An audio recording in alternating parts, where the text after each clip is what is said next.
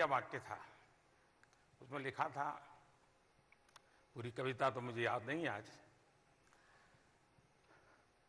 कुछ खिलौने के टूटने से बचपन नहीं मरा करता है।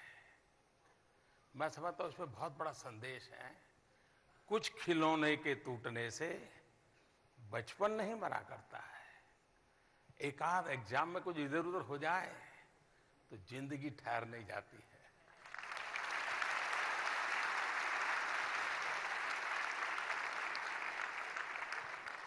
लेकिन जीवन में हर पल कसौटी होना बहुत जरूरी है। कसौटी हमें कसती है।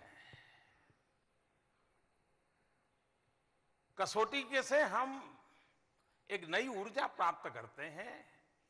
हमारा जो भीतर की जो उत्तम से उत्तम विधा है वो प्रकट होने का अवसर होता है। अगर हम अपने आप को कसौटी के तराजू पर झोंकेंगे नहीं तो जिंदगी में ठहराव आ जाएगा, और ठहराव जिंदगी नहीं हो सकती।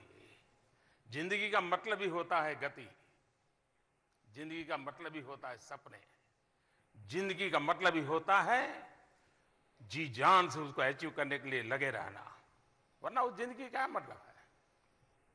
और दूसरी बात है प्रेशर।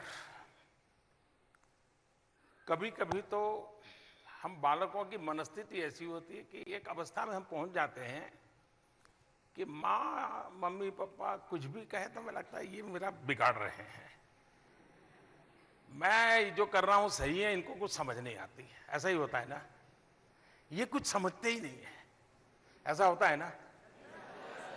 पहले हम, खास करके मैं स्टूडेंट से कहना चाहूंगा कि हम अपने माँ बाप जो कहते हैं उसको इमीडिएट रिएक्ट न करें, गौर से सुने। सुनते समय भी उनको लगना चाहिए कि आप अटेंटिव है, आपको अच्छा लग रहा है, बहुत चाव से सुन रहे हैं।